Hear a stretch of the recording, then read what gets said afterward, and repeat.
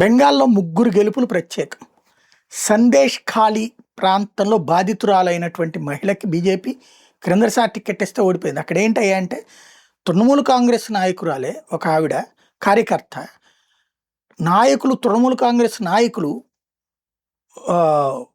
ఆడవాళ్ళైనటువంటి కార్యకర్తల్ని అంటే మగ కార్యకర్తల భార్యల్ని మీటింగ్ అని పిలుస్తున్నారు, మమ్మల్ని వాళ్ళు వాడుకుంటున్నారు అని బయటకు వచ్చి చెప్తే ఆమె మీద దాడి చేశారు. తృణమూలోళ్ళే దాడి చేశారు. ఆమె నిలబడి పోరాడింది. ఈ దఫా ఆమె విజయం సాధించింది.